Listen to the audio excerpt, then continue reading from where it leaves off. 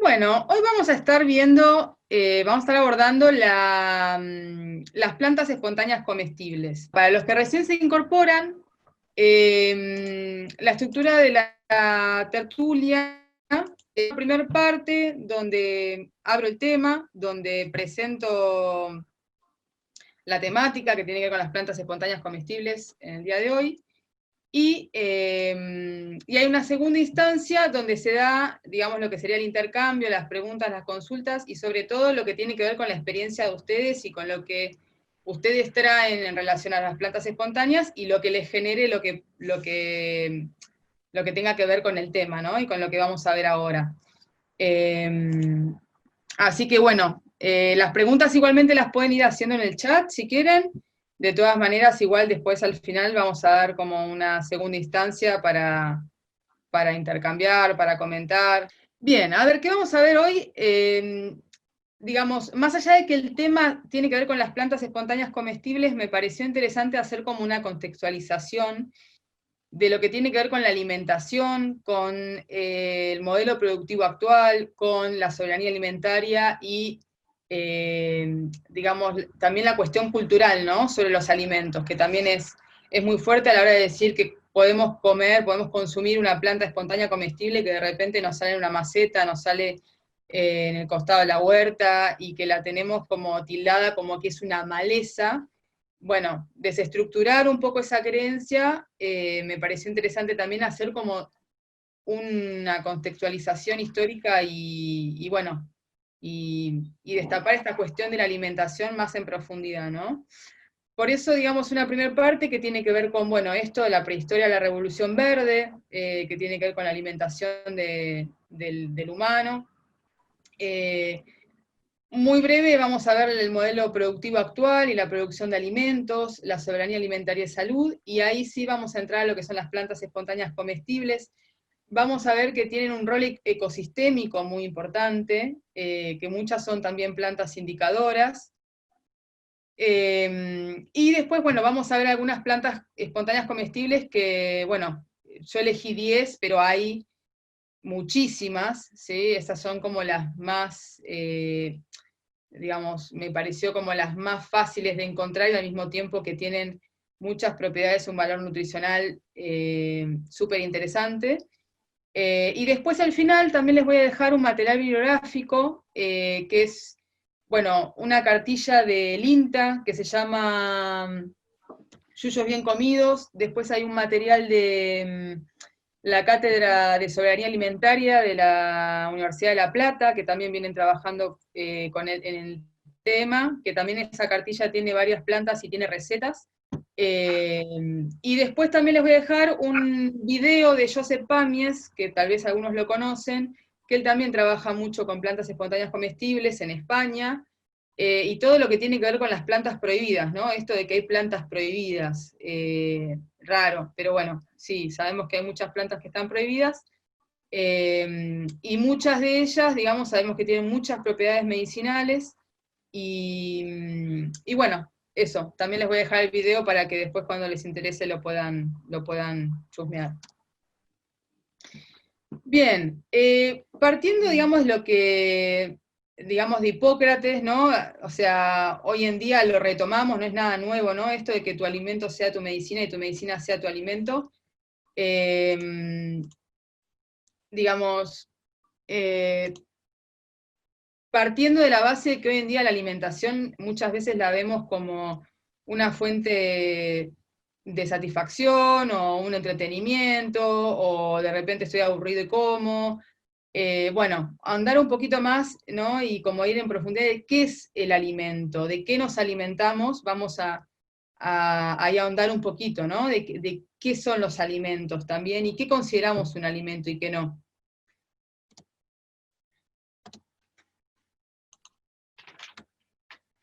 Bien, un poco para contextualizar. Como Homo sapiens tenemos 200.000 años, ¿sí? Como Homo sapiens sapiens. En sí el ser humano evolucionó como cazador-recolector, ¿sí? O sea, siempre, digamos, nuestro hábito de alimentación fue alimentarnos de raíces, de plantas que encontrábamos, de vivíamos en pequeños grupos, que, bueno, transhumantes, que también éramos garroñeros, digamos, comíamos, digamos, la carne, la proteína animal que obteníamos era de los restos que dejaban otros animales, ¿sí? En un principio tampoco cazábamos. Después, bueno, con la elaboración de herramientas y demás, empezamos a cazar, siempre seguimos recolectando, y hoy en día sigue habiendo algunos grupos de humanos, digamos, que tienen este hábito de cazador-recolector. Su alimentación es súper variada, incorporan, digamos, muchas plantas, animales, insectos, reptiles, raíces, que nosotros hoy directamente ni los podemos conseguir como alimentos. Y esto me parece interesante, digamos, la agricultura como tal tiene solo 10.000 años. Cuando empezamos a domesticar las primeras plantas, empezamos a domesticar el trigo, el arroz, y la agricultura química, lo que llamamos con la agricultura química, como tal cual como la conocemos con este paquete tecnológico, de fertilización, de agroquímicos y demás, solamente tiene 60 años, ¿sí? Desde la Revolución Verde, en los años 60, hay un cambio de paradigma, digamos. Hasta ese entonces también había, digamos, culturalmente, lo que era la agricultura, muchas, digamos, había una herencia que se daba, ¿sí? De padres a hijos, de las semillas, cuando los hijos se iban de la casa, cuando se independizaban, digamos, la herencia que se les daba era semillas, básicamente, semillas que tenían muy alto poder germinativo, que esa familia, digamos, había eh, acumulado, digamos, durante varios años para poder dejárselo a sus hijos. Hoy en día ni podemos pensar en una semilla que pueda vivir más de 50, pueda tener poder germinativo después de 20 años, por ejemplo. Los poderes germinativos, las semillas, digamos, año a año pierden cada vez más. Eso tiene que ver con el poder del vigor, con el poder bueno, de esa energía vital que portan las plantas, que ahora vamos a entrar en eso. Y bueno, digamos, en lo que va de estos últimos años, desde la Revolución Verde, digamos, cambió el paradigma, ¿no? Hay como acá, digamos, me pareció interesante tener en cuenta esto, ¿no? La sinergia de tres poderosas fuerzas, que es la ciencia, la industria y el capitalismo, que generaron, digamos, el contexto para la Revolución Verde que se dio en los 60, después de la Segunda Guerra Mundial. Me parece interesante decir que parte, digamos, como iniciativa de la Fundación Ford y la Fundación Rockefeller, que hoy, digamos, bueno, Rockefeller lo vemos en varias, implicada en varios proyectos relacionados a esto que tiene que ver con terminar con el hambre en el mundo. Bueno, la verdad es que en esa instancia, digamos, la excusa fue terminar con el hambre en el mundo. La excusa era que las variedades locales tenían bajos rendimientos, entonces no se podía llegar a obtener la cantidad de alimentos que era necesario para abastecer a la población mundial, digamos, bien alimentada. Lo que se hizo fue generar pocas variedades con alto potencial de rendimiento, que son lo que se llaman supervariedades, que son las que hoy conocemos como las sojas. Bueno, hoy en día también fueron modificadas genéticamente, tenemos la soja transgénica, el maíz, tenemos trigos, supertrigos, y en ese momento, digamos, lo que se trabajaba en la agricultura eran variedades locales que estaban adaptadas a esas zonas, ¿sí? A esas condiciones ambientales, que daban menores rendimientos, pero bueno, estaban adaptadas también a la capacidad de trabajo y a los recursos que tenían en esos momentos los productores, y adaptadas al lugar, ¿no? Principalmente. Después de la Revolución Verde, lo que pasa es que se instauran estas super variedades, que justamente, digamos, las otras especies no se adaptaban a las altos niveles de fertilización, porque generaba vuelco en las plantas. Entonces, bueno, ¿qué tenía que venir? O sea, ¿por qué es un cambio de paradigma? Porque se pasa a cultivar estas supervariedades, se devalúa totalmente las variedades locales, y estas variedades, nuevas supervariedades, hay que darle las condiciones que necesitan para que expresen su potencial. O sea que la variedad, en vez de adaptarse al ambiente, el ambiente tiene que adaptarse a la variedad. O sea que son pocas variedades que tienen que adaptarse a cualquier tipo de ambiente, sea la pampa húmeda, sea el norte argentino, sea cualquier clima y ambiente, con lo cual eso lleva, energéticamente hablando, un altísimo costo, ¿sí? Hoy se necesitan 300 calorías de combustible para producir 1 caloría de alimento. Es totalmente ineficiente el sistema, el modelo, digamos, la agricultura convencional actual, está basada en energía fósil, y digamos esto es totalmente ineficiente. Piensen que invertir 300 calorías de combustible para producir 1 caloría de alimento no tiene un sentido. Bueno, eso es porque estamos cambiando petróleo por alimento. De ahí viene, de las grandes reservas de energía fósil que tenemos como planeta, ¿sí? La energía fósil no es que es renovable, sino que es energía que viene de los fósiles, digamos, que es una reserva energética que se está liberando a la atmósfera, ¿no? Hoy hablamos del calentamiento global, de efecto invernadero, o sea, bueno, el calentamiento global mucho tiene que ver con esto también. Esto tiene un altísimo costo ambiental, no solo ambiental, sino también cultural, porque, digamos, vamos a ver las consecuencias de este modelo. En los últimos 10 años el mercado mundial de agrotóxicos creció un 93%. Esto tiene que ver principalmente no solo con el incremento de las superficies cultivadas, sino que muchas de estas plantas, que mal llamadas malezas, empezaron a generar muchas resistencias a los herbicidas. Entonces, antes, donde, por ejemplo, en Brasil se echaba 1 litro de glifosato por hectárea, se están echando 12 litros de glifosato por hectárea, es el país con más, uno de los países con más, que más, digamos, se utiliza en los herbicidas, y en Brasil creció un 190%, ¿no? Piensen lo que son 853 millones de litros en un país como Brasil, con unas condiciones climáticas, que sabemos que el Amazonas fue devastado para meter cultivos como la soja, cultivos como, bueno, cultivos, varios cultivos, pero que son monocultivos, que erosionan el suelo, ¿no? Que bueno, que hoy sabemos de muchos aludes que están sucediendo,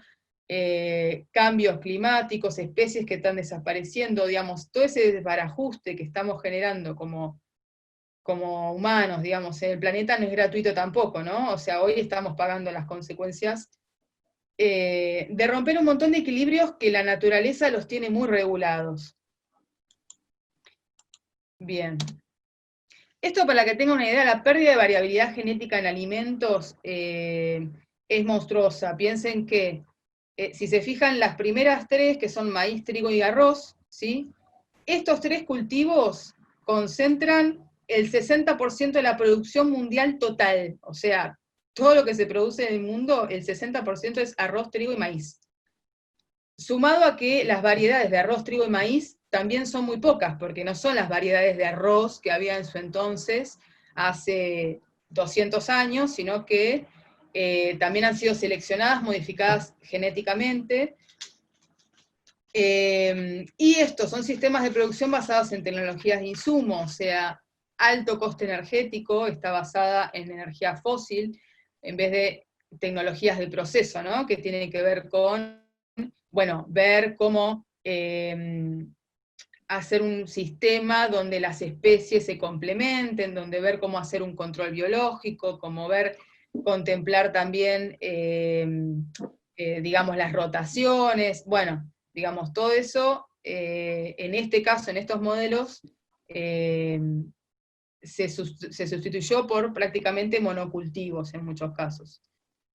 Y en este caso también, estas pocas especies son altamente vulnerables. Primero porque, por ejemplo, nosotros acá en Argentina, por ejemplo, la soja es relativamente nueva que la estamos cultivando, porque no solo que no tenemos la cultura de la soja, sino que no es nativa claramente, y no solo eso, sino que es una especie muy plástica, pero que, digamos, es nueva para el sistema. Entonces el sistema no está adaptado a, por ejemplo, lo que es el control biológico, los insectos que atacan a la soja y demás, digamos, ahí hay todo un desequilibrio ecosistémico que hace que las plagas sean más agresivas, que las malezas sean más agresivas, y al mismo tiempo son totalmente vulnerables. ¿Por qué?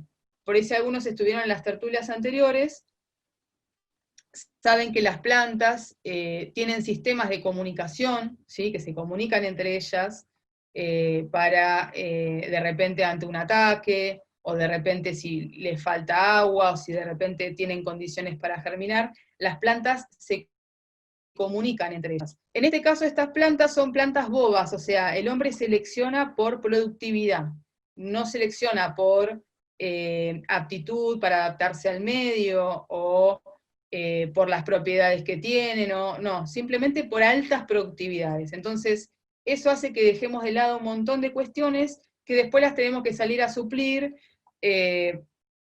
digamos, porque tenemos un coste muy alto que tiene que ver con las plagas, las plantas espontáneas, ¿sí? Entonces, como son plantas que no tienen su propio sistema fuerte, digamos, no tienen su propio sistema de regulación, y encima en condiciones de monocultivo, donde es lo único que ponemos, lo único que sembramos, bueno, son altamente susceptibles a cualquier tipo de ataque, entonces requieren de mucha energía para poder mantenerlos. En el caso de la Argentina también es particular esto de la producción de alimentos, porque en la Argentina, en la mayoría de la superficie, no se producen alimentos para consumo humano. O sea, el 70% de la producción que se hace en Argentina son cultivos extensivos para exportación en muchos casos, y en la mayoría de los casos es para alimentación animal, ¿sí? Para alimentación, o sea, bueno, la soja que le exportamos a China, o que le exportábamos a China, era para alimentar cerdos. Eso trae una serie de problemas, aparte, emparejados, primero que no es una estructura productiva que está basada en la producción de alimentos, sino que está basada en la producción de granos para producción animal, es totalmente diferente. ¿Por qué digo que es totalmente diferente? Porque solamente el 30% de la superficie se destina para la producción de alimentos, y esa superficie la hace el 70% de los productores.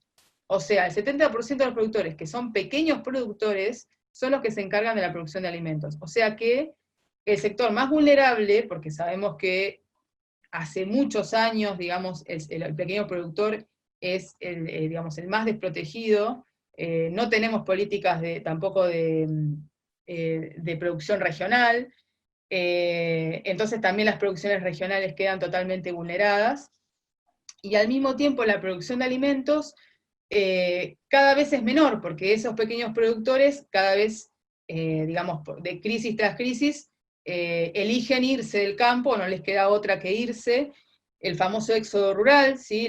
Digamos, la gente se está yendo del campo hace ya varios años, digamos. Pero ¿por qué se está yendo del campo? Porque no hay infraestructura, porque los caminos, digamos, en muchos casos no les permite movilizarse si de repente tiene una emergencia, o para educar a los chicos, o para lo que tienen justamente con hospitales. O sea, a nivel infraestructura, el campo está totalmente en condiciones, siempre fue postergado, ¿sí? El campo siempre fue postergado. Entonces, eso hace que la gente, mucha gente del campo diga, bueno, no la gente que vive en el campo, pero sí los hijos, dicen, ¿para qué voy a vivir acá en estas condiciones? Me voy al pueblo. Bueno, esto, digamos, para contextualizar también lo que tiene que ver con la producción de alimentos y qué comemos, de qué nos alimentamos. Porque, ¿por qué digo esto? Muchos producen sus propios alimentos, pero cada vez más está sucediendo el fenómeno de que la gente no produce más sus alimentos, no solo que no los producen, no tienen ni idea de cómo se producen. Hay chicos o gente adulta que conozco, que no asocian que un pollo viene de un pollo, o sea, que un pollo es un animal, que un repollo viene de una planta que crece en el suelo, o sea, estamos teniendo un problema muy grande cultural que tiene que ver con que hay mucha gente que no tiene ni idea cómo producir un alimento, y cada vez hay más distancia entre el productor y el consumidor. O sea, ya no es más el productor que produce acá enfrente, que produce papa y yo produzco lechuga, sino que cada vez las distancias entre el productor y el consumidor son cada vez mayores. Los precios los regulan los hipermercados, el productor queda siempre vulnerado, siempre es la última, digamos, no toma decisión, no puede tomar decisiones sobre los precios, sobre el mercado. Hoy hay, digamos, se están generando muchos mercados alternativos que permiten, digamos, asociar, o sea, que los productores se asocian y pueden defender sus precios, pero digamos, a la gran escala, los que definen los precios generalmente son los intermediarios y los hipermercados. Sumado a esto, bueno, esto genera concentración de la tierra y de los medios de producción a lo largo de las políticas de Estado, o de las no políticas de Estado. Es un modelo extractivista, ¿sí? Es como una minería vegetal, digamos, en el caso, por ejemplo, de estos cultivos que hablaba la soja, el monocultivo es una extracción de nutrientes que se hace y se exporta, ¿sí? Es una minería vegetal.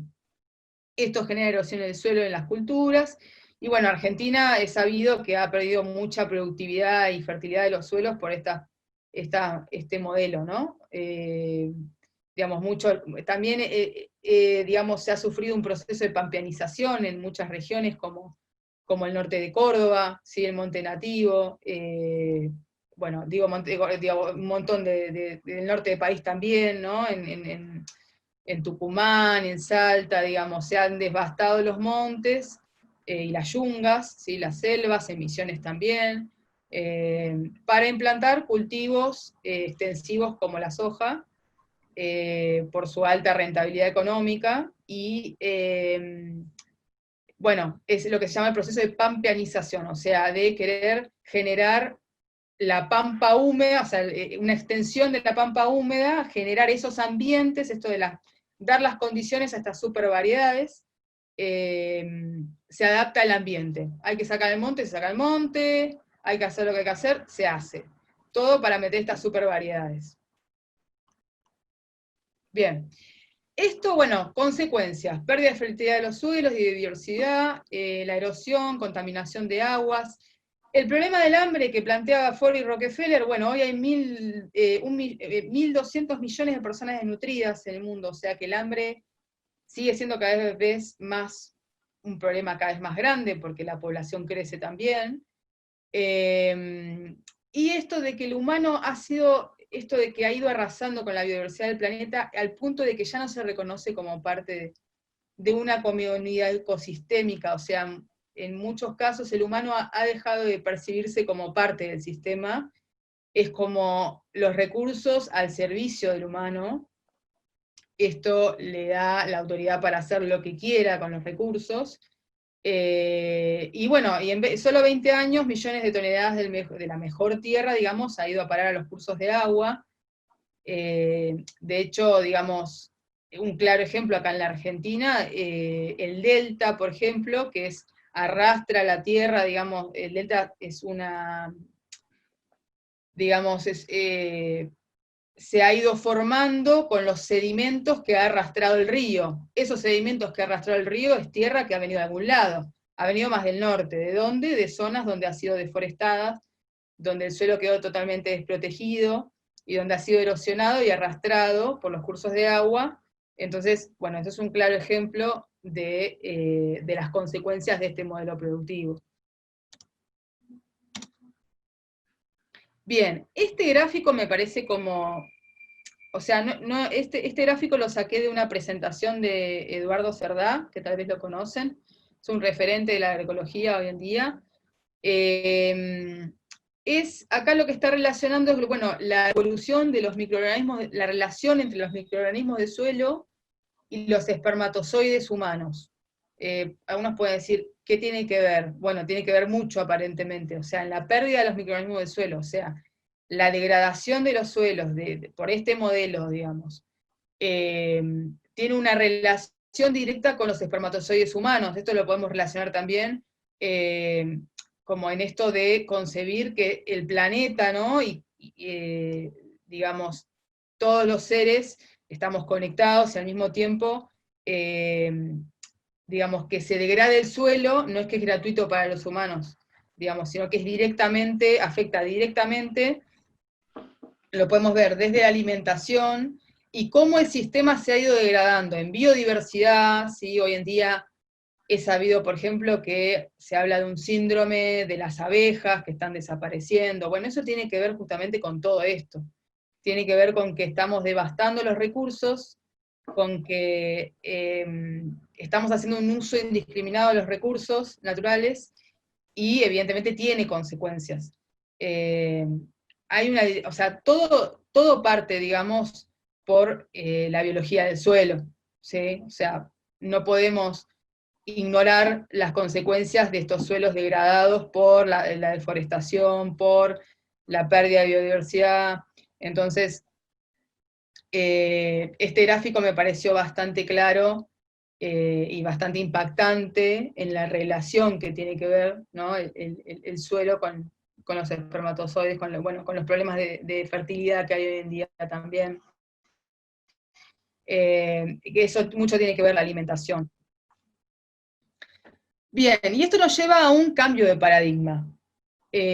Una frase de Einstein que a mí me gusta es más fácil desintegrar un átomo que un prejuicio. En esto de cambiar la lógica que tenemos de la alimentación, de la forma de producir.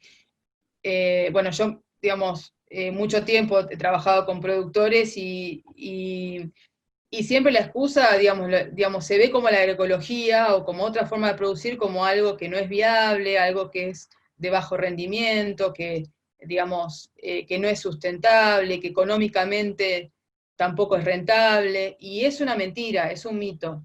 Eh, digamos, no se puede comparar la productividad de una super variedad con la productividad de una variedad local que ha sido mejorada a lo largo del tiempo.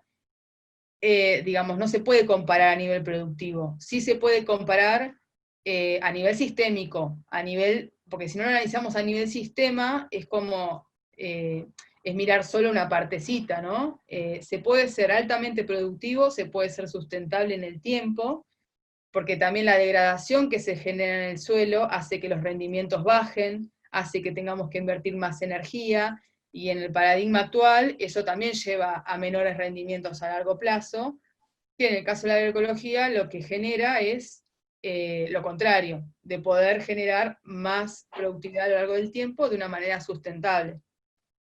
Entonces, para darle solución a los impactos ambientales y sociales del modelo agrícola actual, hay que cambiar la forma de entender la producción y el concepto que tenemos también de los alimentos. Porque acá es muy importante también la reeducación de los consumidores, porque no se puede hablar de un cambio de paradigma si cuando vamos a la verdulería o cuando tenemos, digamos, estamos cocinando, tiramos un tomate porque de repente no nos gustó su forma, o descartamos, digamos, decimos, no, dame esas mandarinas que parecen de plástico, y bueno, digamos, están cubiertas de ceras y fungicidas, que digamos que solamente es una cuestión estética, ¿no? Una cuestión de la apariencia del alimento en vez de la calidad de lo que estamos consumiendo.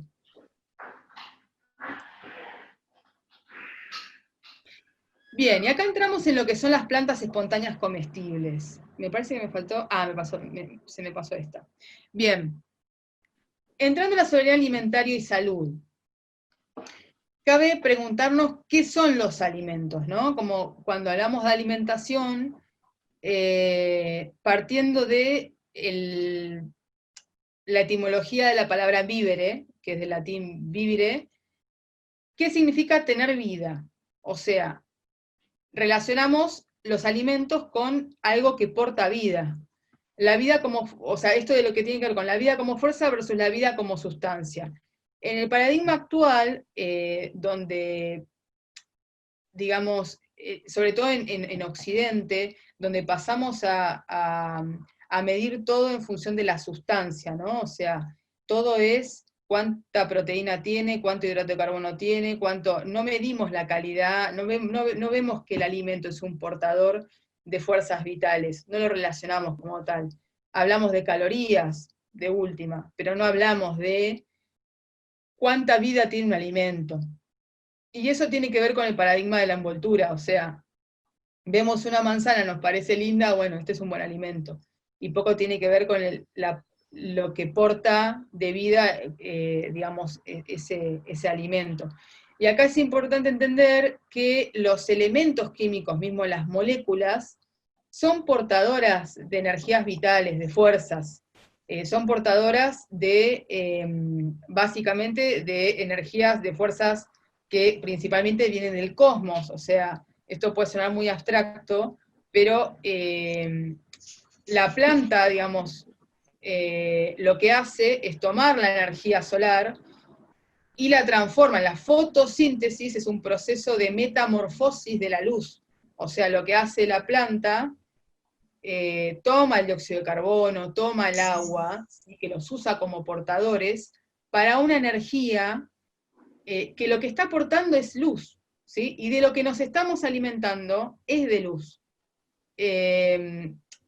Digamos, si bien los portadores son moléculas, ¿sí? Que tienen una base, le podemos decir material, porque el 90% del átomo es vacío, podemos decir que no deja de ser la envoltura. Si hablamos solamente de moléculas, si hablamos de la composición nutricional, solamente estamos hablando de la envoltura.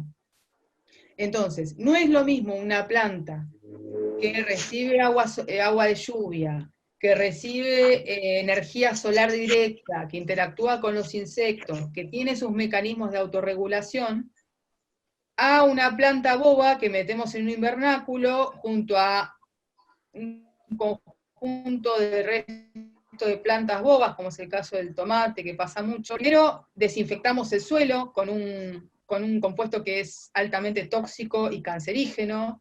Vayan al campo y vean los casos de cáncer que hay en gente joven, tiene que ver con muchos agroquímicos que se tiran, que eso no lo dicen, y están prohibidos, pero lo siguen tirando.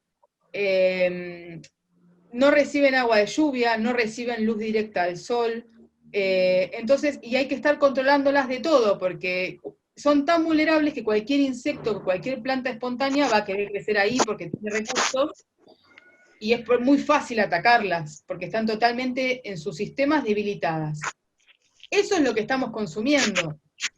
Entonces, imagínense la energía vital que puede tener ese alimento. Si volvemos al gráfico que les mostraba de los espermatozoides con los microorganismos del suelo, díganme si no hay relación. Y en ese caso, es importante empezar a plantearnos esto, empezar a abrir un poco más el panorama. Primero, saber que solo el mundo vegetal tiene las condiciones para desarrollar la vida, ¿sí? Realmente nueva, en el sentido de que son las que fijan esa energía solar, las que producen la materia para poder alimentar al resto de los seres vivos, ¿no? Ah, sí, ¿hay alguien que tiene el micrófono abierto? ¿Lo podría silenciar? A ver.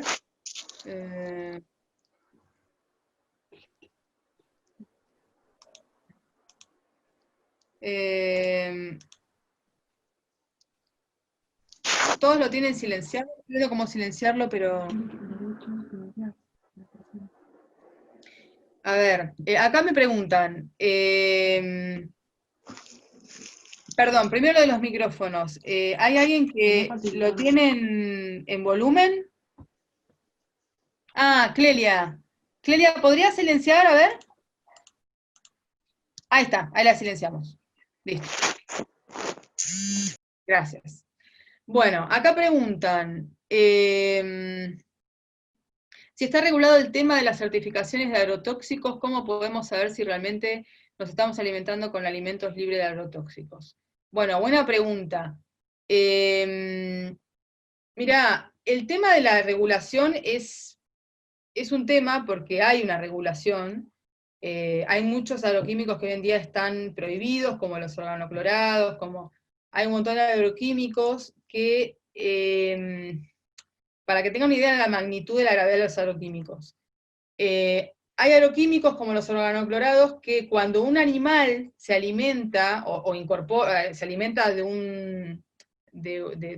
una vegetal, una planta que tiene ese agroquímico, se acumula en la grasa, la reserva en la grasa.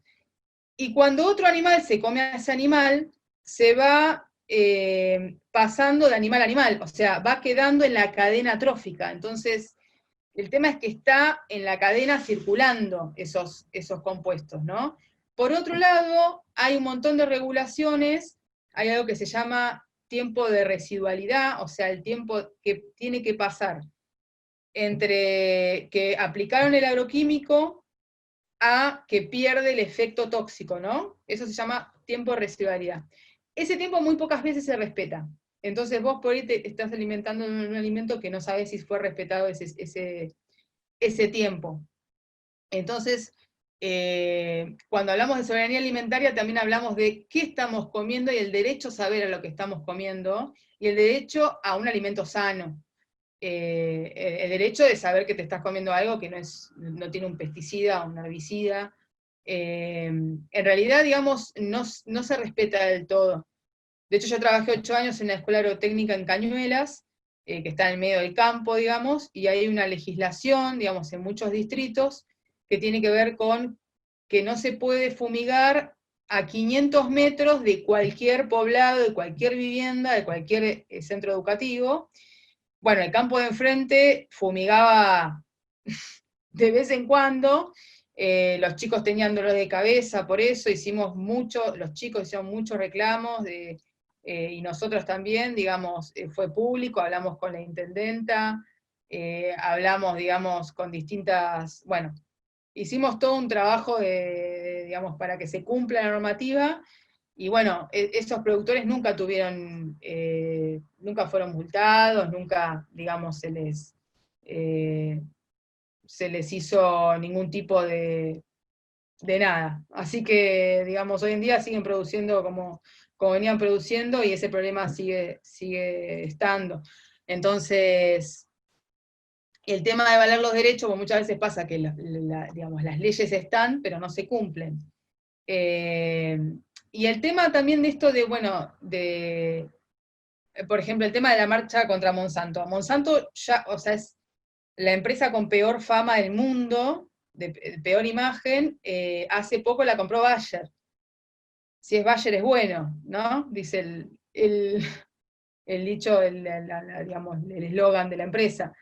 En sí tiene que ver con un cambio de paradigma. Tenemos también que, o sea, hoy en día también están disponibles un montón digamos, de mercados alternativos, lo que tiene que ver con los bolsones, productores agroecológicos, muchos que están en transición, o sea, que no necesariamente el tema del uso del agrotóxico es, digamos, es razón para no poder consumirlo, sino tiene que ver con usarlo responsablemente y poder plantear una transición a dejar de utilizarlos, porque no es que de un día para el otro pueden dejar de utilizarlos, sino que hay una transición.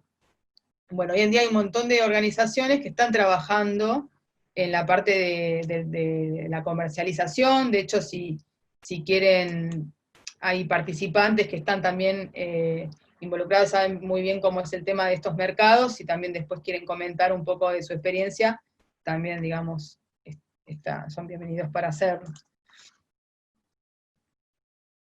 Bien, y acá ya sí entramos con las plantas espontáneas comestibles. En sí, las plantas espontáneas, así como me gusta decir que son plantas que crecen en un sitio que el hombre considera inadecuado. O sea, son plantas. Son plantas que crecen, y que las plantas tienen muchos roles en los sistemas. Esas plantas, la característica es que no fueron sembradas o plantadas por el hombre, ¿sí? Pero bueno, son plantas que son muy competitivas. ¿Y por qué? Por esto que les decía, tienen sus mecanismos de regulación, de comunicación, de defensa contra enfermedades, contra insectos, son mucho mejores que las plantas cultivadas, las plantas bobas. Entonces eso hace que, bueno, justamente, tienen alta capacidad de adaptación, son eficientes con los recursos, sea con los nutrientes, con el agua, con el espacio, con la luz, tienen altas tasas de crecimiento y propagación. Entonces, siempre, si nosotros queremos que no crezca en el lugar donde tenemos nuestras plantas bobas, va a ser muy difícil. Más si solamente tenemos plantas bobas, porque, digamos, hay un montón de recursos disponibles, y estas plantas van a querer colonizar ese espacio. Y también porque son plantas que lo que buscan es proteger el suelo. Cuando ustedes dejan un suelo descubierto, perdón, hay otro micrófono, abierto. ¿Lo podrían silenciar? A ver, no sé quién es. Ahí está, bueno. Perdón. Lo que les decía, estas plantas tienen un rol en el ecosistema que tiene que ver con proteger el suelo, básicamente. El suelo cuando nosotros descubrimos el suelo, o sea, que queda desnudo, es muy susceptible a la erosión. O sea, las gotas de lluvia que caen impactan en el suelo y lo que hacen es rompen la estructura, ¿sí?, de los agregados del suelo. O sea, entonces las plantas lo que hacen es cubrir rápidamente el suelo. Fíjense que frente a un incendio, a una perturbación, las plantas siempre van a buscar cubrirlo. ¿Para qué? Para protegerlo. ¿Qué hacemos nosotros? Agroquímico. ¿Para qué? Para que quede bien limpito todo. El famoso barbecho químico, que se hace, que es, digamos, entre un cultivo y otro, se tira un agroquímico para quemar todo, y que quede el suelo muerto durante todo ese tiempo, ahí se pierden un montón de nutrientes, un montón de agua, un montón de carbono, de materia orgánica. Entonces, estas plantas lo que hacen es proteger, por eso están. Entonces, empezar a cambiar digamos, la manera de ver el sistema, de empezar a observar más y de intervenir en un sistema que tiene sus equilibrios. Pues si vamos en contra de todos los equilibrios, vamos a ir siempre peleando una guerra, que es lo que se plantea, ¿no? Hablando de planteando una guerra, esto que les planteaba de la Revolución Verde, que no fue inocente, que fue después de la Segunda Guerra Mundial, los agroquímicos que se utilizaron en ese momento eran residuo de la industria bélica. O sea, es atroz, es así. O sea, es todo residuo de la industria bélica que se utiliza en la agricultura. Algo había que hacer con todo ese aparato. Bueno, metámoslo en la agricultura. Digamos, esto también generó alta dependencia, porque los fertilizantes químicos, digamos, afectan mucho a la microbiología del suelo, afectan mucho a los insectos, digamos, a todos digamos, los organismos vivos en el suelo, porque son sales. Entonces, bueno, eso genera una serie de perturbaciones que nos hace dependientes a esos agroquímicos, a esos herbicidas, a esos insecticidas, ¿por qué? Porque rompemos todos los equilibrios. Entonces, los servicios que daban los insectos para regularse, que hacían el control biológico, o el reciclaje de nutrientes que hacían los microorganismos, bueno, tenemos que salir a suplir todo, porque rompimos todos los equilibrios. Entonces, en un sistema así, siempre va a ser dependiente. Claramente atrás hay intereses, ¿no? Bueno, entonces, son plantas indicadoras muchas de estas plantas espontáneas. Plantas indicadoras significa que muchas veces nos indican que hay suelos degradados, hay veces que nos indican que son suelos fértiles. Por ejemplo, una ortiga crece mucho en los corrales abandonados de animales, donde hay mucha urea, donde hay mucho nitrógeno. Lo que hace la ortiga está purificando, está limpiando el exceso de nitrógeno del suelo. Hace un efecto similar a lo que hacen los riñones en nuestro organismo, lo hacen las plantas en el suelo. Son plantas que digamos, que están metabolizando ese exceso de nitrógeno, están generando un nuevo equilibrio. Bueno, así podemos enumerar un montón de plantas que son indicadoras, ¿no? Muchas son indicadoras de salinidad, otras son indicadoras de alta fertilidad. Los cardos los vamos a encontrar en suelos generalmente fértiles. También son indicadoras de perturbaciones, puede ser un incendio, puede ser un arado. Y sobre todo nos dan información acerca de las características físicas, químicas y biológicas del suelo. O sea, es de alguna manera la cobertura vegetativa que vemos espontánea, es una radiografía mineral de la evolución geológica del mismo. O sea, lo que nosotros vemos como plantas espontáneas nos está mostrando un montón, nos está dando un montón de información de qué pasa abajo.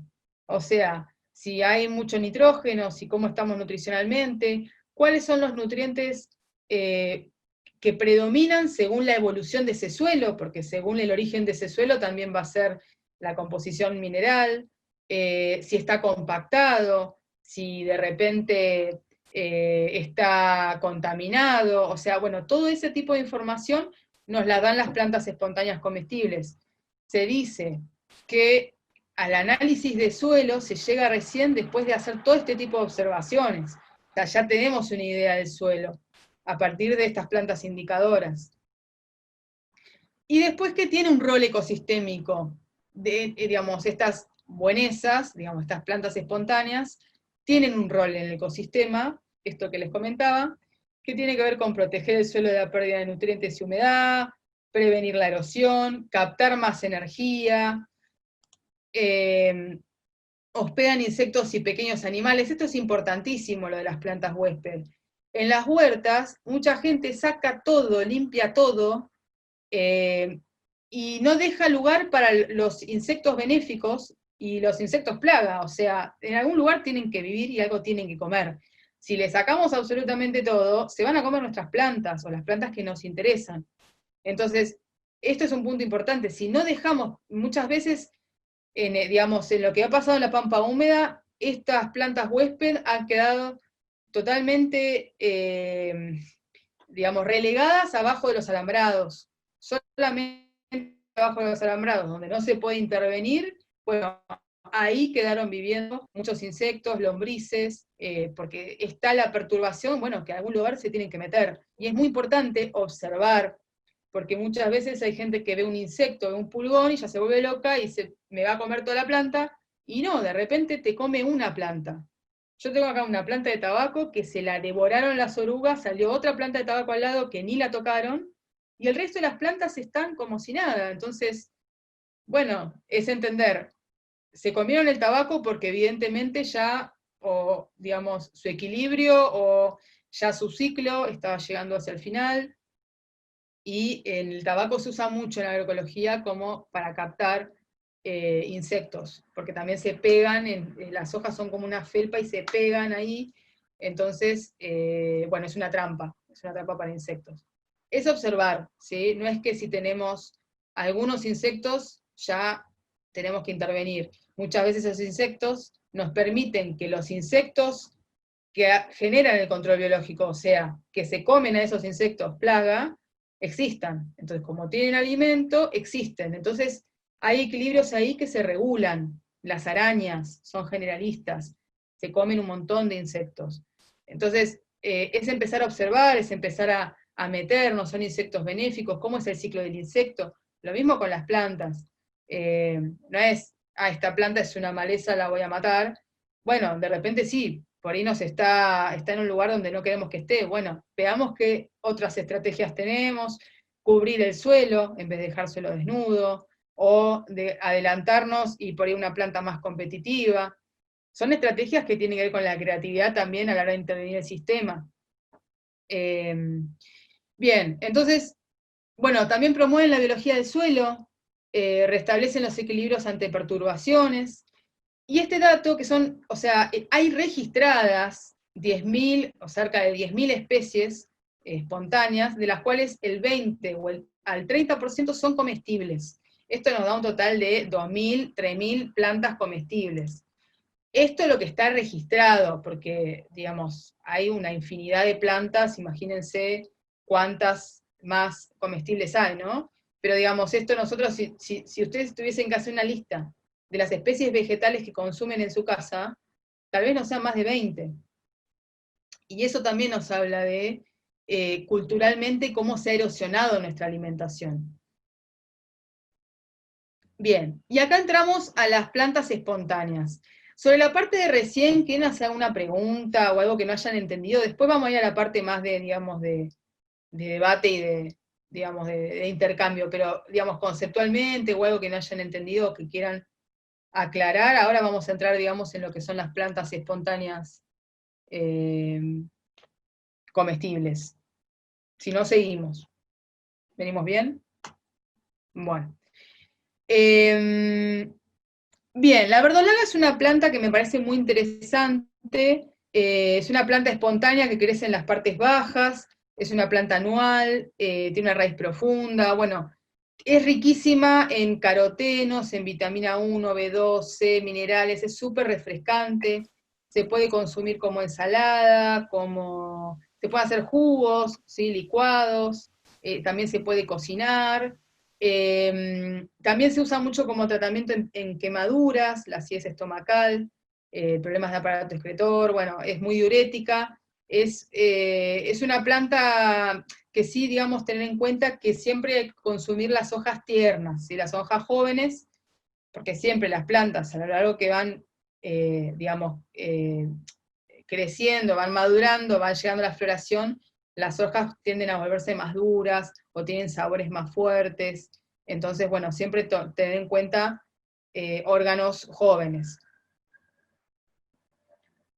El diente león es una planta que, bueno, que crece, tiene una altísima dispersión, en el país crece prácticamente en todo el país, bueno, excepto en las zonas muy, muy áridas, pero yo lo he visto también digamos, en la Patagonia, lo he visto en muchos lugares. Es una planta que se consume toda, las hojas se pueden consumir en ensaladas, es muy depurativa y diurética. A diferencia de otras plantas diuréticas, no reduce el potasio porque es fuente de potasio, ¿sí?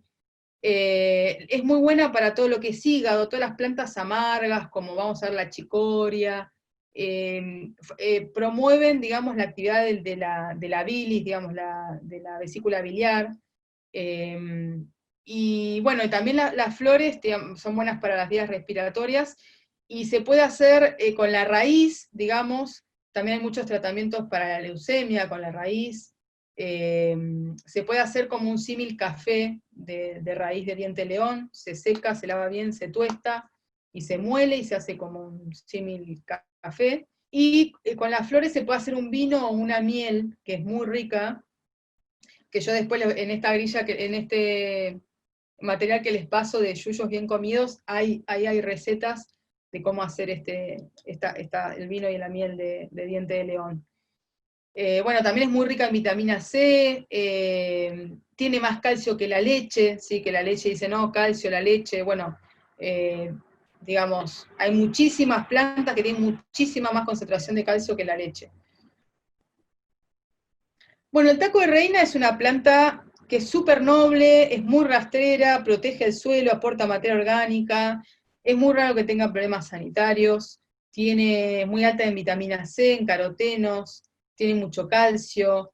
Es interesante que tiene elementos antibióticos y antimicóticos, que es muy efectivo en el caso de microorganismos que son resistentes a antibióticos comunes.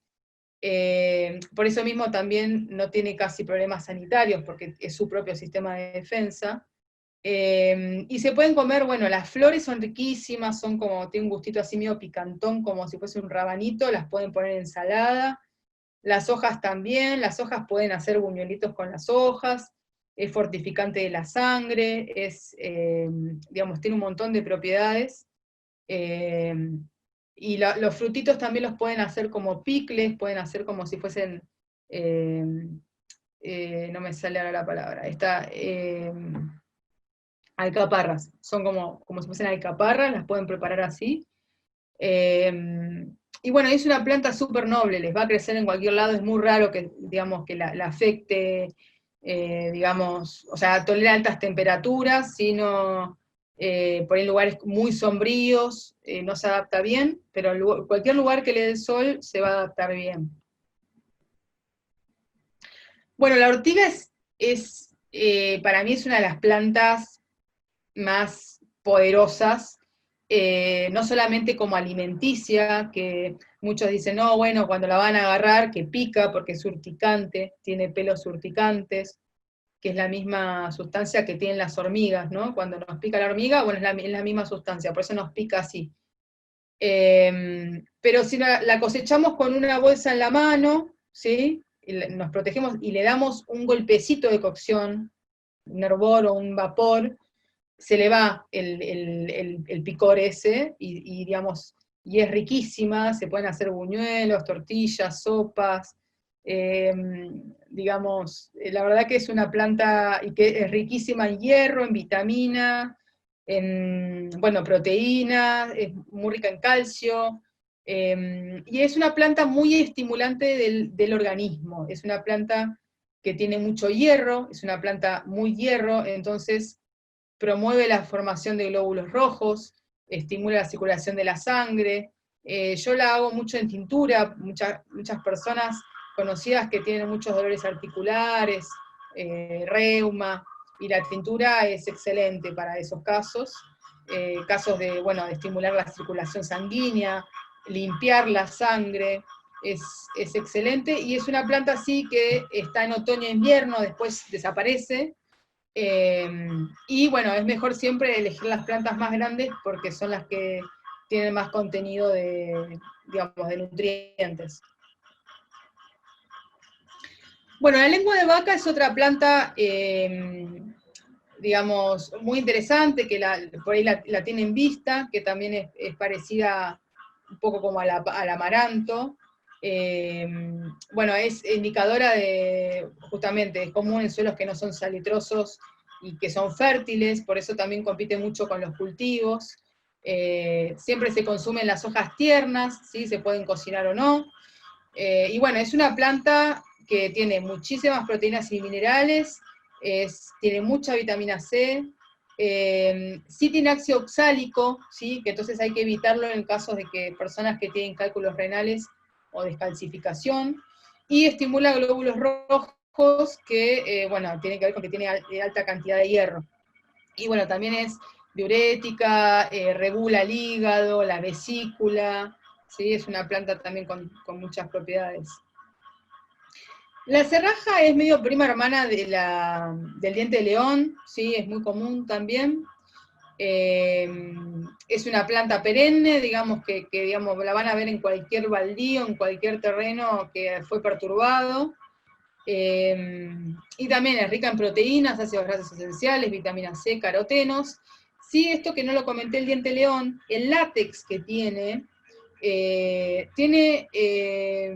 fitoferina, que es un principio activo que sirve para curar las heridas. Si ustedes cortan un tallito y ese látex se lo pasan en la herida, y es muy bueno. Y bueno, también es depurativa, es digestiva, es buena para el hígado, y se puede consumir también en ensaladas, se puede cocinar, también la raíz se puede hacer un similcafé, muy parecida a lo que les comentaba del diente león. La borraja es otra planta que es buenísima también, aparte de ser comestible, también se pueden hacer preparados, porque también, bueno, es muy buena para la anemia, para bajar la fiebre, para el colesterol, aporta vitamina A, B1, B2, digamos, es levemente, o sea, tranquiliza el sistema nervioso, también, bueno, es antioxidante, es muy alta en fibra y en hierro. Y para destacar de esta planta, las semillas, se puede hacer un aceite con esas semillas, el aceite de borraja es muy conocido, tiene unos ácidos grasos de muy buena calidad, es la planta, el alimento con mayor contenido de ácido gamma-linoleico, que es un tipo de ácido graso de muy buena calidad, que es muy desinflamatorio y tiene muchas propiedades. Y también se puede hacer un jugo, ¿sí? Un jugo fresco de la planta. Sí, para tener en cuenta, las hojas tienen como unos pelitos, que por ahí si la van a comer cruda, es mejor o picarla bien, o procesarla como una mini pimer para hacer una pastita, con cebollita de verdeo, con queso blanco, para no, porque es un poquito áspera, ¿sí? Las hojas son un poquito ásperas. Bueno, el yuyo colorado también, digamos, es una amarantácea, de la familia del amaranto. El amaranto, bueno, no sé si saben, es muy, muy rico en proteína, es comparable con las chauchas de la arveja fresca, o sea, es una planta muy proteica, fija nitrógeno encima, o sea, tiene una asociación simbiótica con bacterias que fijan nitrógeno. Bueno, se pueden consumir las hojas, ¿sí? Como la espinaca y la seca, las jóvenes se pueden comer en ensalada y si no se pueden cocinar. Y bueno, y es indicadora también de terrenos perturbados. Esta planta fue declarada como plaga nacional, ¿sí?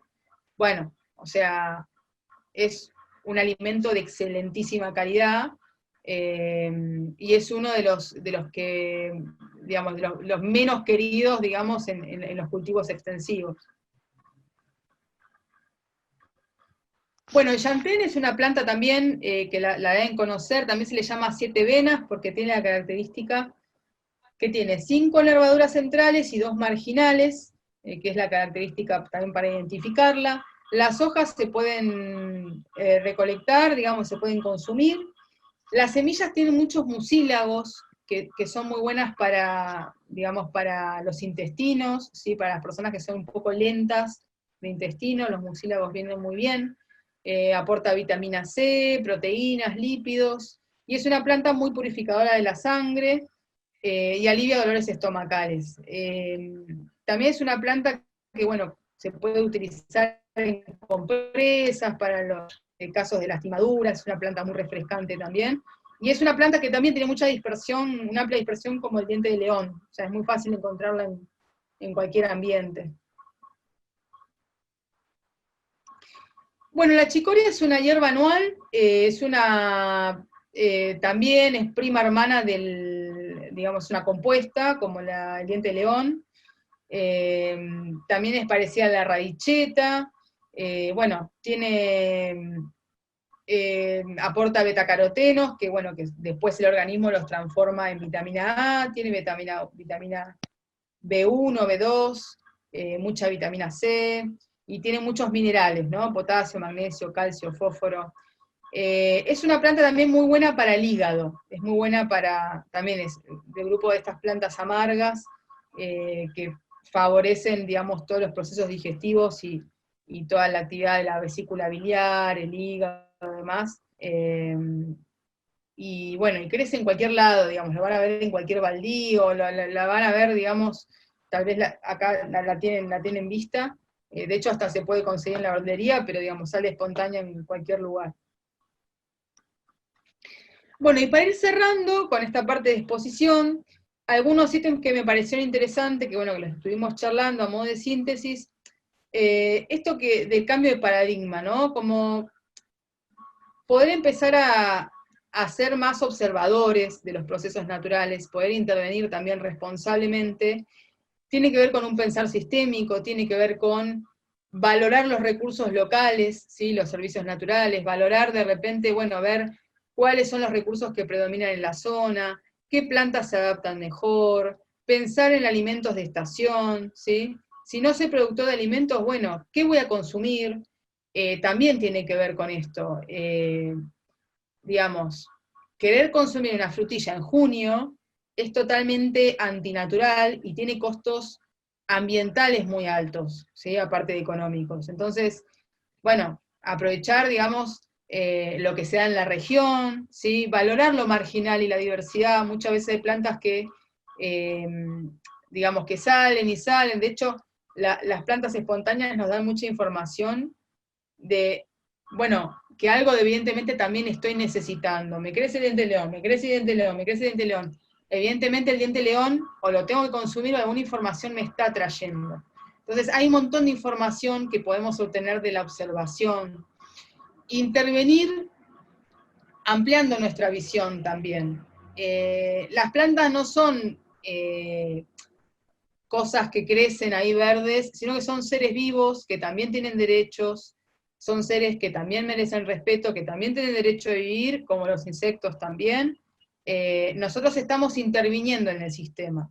Y esto que siempre digo, bueno, hay para todos, ¿no? Digamos, obviamente no es, bueno, sí, tengo bicho moro que me coma todo, pero bueno, empezar a ver también que los insectos que podemos tener, o digamos, las plantas indicadoras, justamente nos están mostrando algo del sistema, algo que evidentemente no tuvimos en cuenta. Entonces empezar a pensar sistémico también nos va a permitir poder, digamos, generar sistemas sustentables en el tiempo, ¿sí? Y que justamente nos puedan dar alimentos de buena calidad. Bueno, y para ir cerrando, acá les dejo la bibliografía. Me faltó el primero, que era cocinando con plantas nativas, que hay varias recetas, digamos, de plantas nativas que se pueden hacer, digamos, fácilmente. Bueno, yuyos bien comidos que les comenté recién, que también tienen muchas recetas y varias plantas. Este material de la cátedra de soberanía alimentaria, que también está muy interesante, y el videíto de Joseph Pamiers. También les voy a mandar por mail esta presentación, así que también, bueno, ahí van a tener toda la información que estuvimos viendo ahora. Y bueno, y acá, digamos, terminaría la parte de la presentación, y habilitamos a lo que quieran preguntar, comentar, compartir de sus experiencias, y lo que consideren. Pueden hablar por el chat, pueden habilitar el micrófono, como quieran. Hola, Hola, ¿qué tal? ¿qué tal? Bueno, muchas gracias, Maite, súper interesante, la verdad es la segunda tertulia en la que participo y me encanta cómo abordás el mundo maravilloso de las plantas que no dejan de brindarnos eh, cosas, ¿no? Alimento, medicina, belleza, aire, bueno, todo.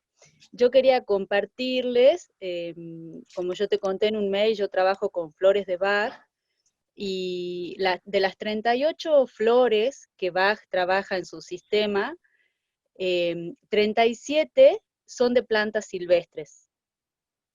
Esas plantas que crecen en cualquier lugar, esas que uno dice que no, ni las mira o que son maleza, eso. Bueno, en su investigación, él llegó a estas 37 plantas silvestres y pudo experimentar a través de él mismo los beneficios en cuanto a sanación o en cuanto por ahí acompañamiento más en lo emocional. Él lo trabajó más en el ámbito emocional, de manera que llama la atención cómo las plantas van más allá, ¿no? También de lo puramente físico, por así decirlo, y bueno, van trabajando también en aspectos más sutiles de los seres humanos, ¿no? Como son nuestras emociones. Entonces, bueno, me llamó mucho la atención eso, me resonó eso, la fuerza que puede tener una maleza mal llamada o una hierba silvestre, y bueno, empezar a prestar más atención y a abrir un poco más los ojos a eso. Así que bueno, eso quería compartir, una acotación. Qué interesante, Ana, muchas gracias. De hecho, esto que Gracias. decís de las flores de Bach, yo trabajo con plantas medicinales con tinturas madre, y ahora que lo decís, no lo había observado, pero sí, la mayoría de las plantas que utilizo son plantas espontáneas. Mira, bueno, chicory, la chicoria está en el sistema Bach, la chicoria está para aquellas personas que por ahí tienden a ser más posesivas. Se trabaja para el desapego, Mirá a interesante. chicos. Mm, Qué interesante. Y de hecho, esto que decís, también observando las plantas que busco para las tinturas madre, son plantas que crecen espontáneas, que no las cultivo yo en su mayoría. Plantas que crecen silvestres, digamos. O sea, mm. que también las podemos cultivar, ¿no? Pero también son silvestres, y en esto que decís, digamos, de las plantas con las que trabajás, ¿no? Como que me resuena. Sí, sí, a mí Qué lo que interesante, me gracias, hace por Ana. ahí un poco, gracias a vos, me encanta el enfoque que brindás, me gusta mucho. Bueno, gracias. A mí un poco lo que me hace cierto ruido del sistema de Bach es que uno tiene que comprar el kit, ¿no? De las 38 flores. Y tiene que comprarlo, las que son mejores son de Inglaterra, Mm. ¿no? Entonces, bueno, imagínate que sale un montón de dinero. Y bueno, y también, ¿no? Empiezo a pensar, bueno, ¿qué hay con las plantas de acá? Si uno las puede preparar, ¿qué es lo que serían las tinturas madres, verdad? Más o menos, tengo entendido que tiene o sea, se prepara diferente, pero sabes que tengo una amiga que hace un montón me viene diciendo, vos tenés que trabajar con flores de Bach, porque yo combino muchas plantas locales y como que voy de alguna manera experimentando, y me dice, para que hagas con plantas locales, me planteaba justamente esto. Y de repente, bueno, te planteo a vos que tenés experiencia con las flores de Bach. ¿Qué pasaría si de repente empezás a experimentar con plantas claramente que, digamos, que son medicinales, ¿no? Sí, Y también teniendo en cuenta las contraindicaciones y demás, pero sí. bueno, a ver qué pasaría si de repente empezás a trabajar con plantas locales, porque es totalmente diferente una planta nativa a una planta exótica. Claro. Porque la planta que evolucionó en el ambiente donde está, tiene insectos, tiene aves, tiene todo un sistema, microorganismos, hongos, adaptados que coevolucionaron con esa planta. Entonces, es como el eucalipto en la pampa húmeda, digamos, Claro. es un extraterrestre. O sea, Nada solo que las ver. torras viven en el eucalipto. ¿Quién va a vivir en el eucalipto? Porque Claro. ningún ave evolucionó con el eucalipto en esta región. Entonces, de repente sería interesante, ¿no? Como hacer un trabajo ahí Empezar a de... probar. Sí, sí, Sí, sí, sí, totalmente, sí. Sí. Gracias, Maite. a vos, Ana, muchas gracias. Bien, acá estaban compartiendo, bueno, Vero acá decía, hola, tengo babosas y se comen mis habas y arvejas. Bueno, las babosas en esta época son un tema. Podés hacer trampas de babosas con tachitos amarillos, y también se hace una trampa con cerveza para captar babosas, y si no, también lo que puedes hacer es justamente dejar plantas huésped, ¿sí? Dejar plantas cerca, alrededor, espontáneas, para que las babosas se coman esas plantas y no se coman tus habas y tus arvejas. Pueden ser algunas estrategias. Bueno, Paula dice, me pareció súper útil y consciente, gracias por tanta info, es indispensable que comencemos un cambio de paradigma ya. Bueno, gracias, Paula, muchas gracias. Mónica dice, me preocupa que las plantas espontáneas puedan estar contaminadas por los animales que muchas veces defecan en ellas. ¿Cómo comerlas con tranquilidad y no estar ingiriendo parásitos si querés comerlas crudas, por ejemplo? Ah, bueno, muy buena pregunta. Yo había puesto una filmina, pero me pareció, o sea, es una presentación que me costó mucho hacer la capacidad de síntesis, ¿no? A veces me cuesta porque es como que sentía que había mucho para decir, pero bueno, había una filmina que tenía que ver con precauciones, que si quieren se las puedo agregar y mandar. Pero bueno, sí, para que tengan en cuenta, bueno, sí, no tomar, no cosechar al costado de caminos que pueden tener tierra, o cerca de lugares donde pueden pasar muchos animales. Sí, lo que puedes hacer es lavarla, bueno, primero esto, ¿no? Tener esas precauciones, y después lavarla, puedes ponerle a penitas una gotita de lavandina, ¿sí? Como para estar tranquila de que no tenga ningún parásito. Además, digamos esto, ver que sea una planta sana, ver que sea una planta vital, ¿no? Que no que sea una planta que se está muriendo ahí, que le falta un pedazo de hoja. Eso también no sé si te ayudo, te respondo la pregunta, pero si quieren después, de hecho el material Yuyos Bien Comidos, tiene ahí bien cómo consumirlas, qué precauciones tener. Juli dice, en relación a la pregunta de Paula, ¿existen redes de comercialización de verduras, frutas y productores de almacén de pequeños y pequeñas productores y productoras y cooperativas de trabajo a través de nodos solidarios de vecinos? Les sugiero seguirlos en redes y buscar el nodo más cercano. Están en zona norte, sur, oeste y Cava. Bueno, el mercado territorial, más cerca más justo, UTT, Unión Trabajadores de la Tierra, Mecopo. Bueno, buenísimo, Juli, buenísimo este dato.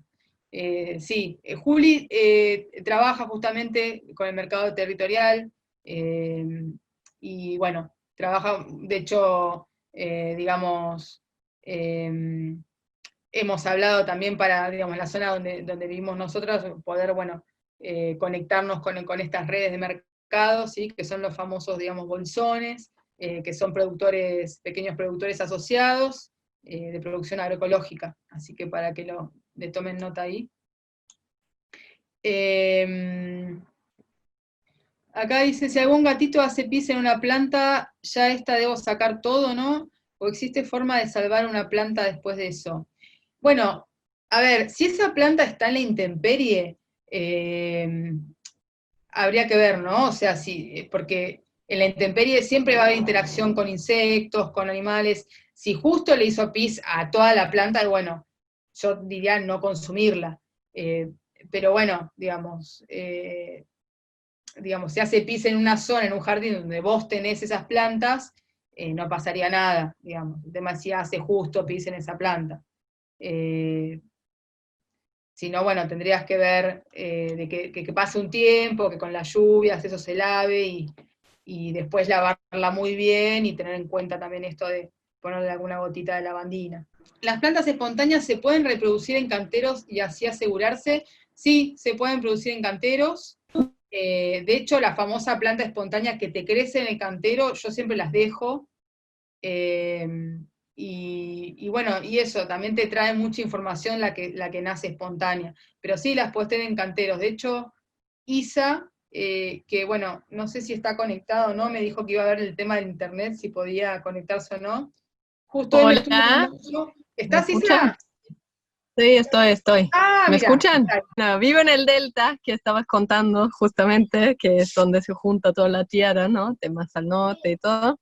Bueno, vivo acá con mis suegros, que los dos son biólogos, y tienen mucha información, hasta que tienen juegos sobre las plantas autóctonas, que también como que tienen todo hecho como cartitas. Está mi hijo atrás, espero que se escuche igual. Que se puede como armar todo un bosque con imágenes de los árboles, y viene junto con los pájaros y con los animales que se alimentan de esas plantas, ¿no? Y se ve muy bien eso de los exóticas, que no tienen ni un animal que come sus frutas, por ejemplo, o otros animales que se adaptaron, ¿no? Como que sí comen de repente solo esas frutas. Y bueno, es como muy loco, como eran varias cosas que cuando estaban hablando, como me vinieron esas cosas. Y además estoy acá, que también participa una amiga que también vive acá en el Delta, que me propuse hacer un librito sobre las malezas y plantas espontáneas, para informar a la gente de cuáles se pueden comer, porque también hay varias familias acá que están en una situación medio complicada sobre los alimentos. Entonces estamos ahí investigando un poquito cómo hacer un librito, un fanzine sobre esas plantas.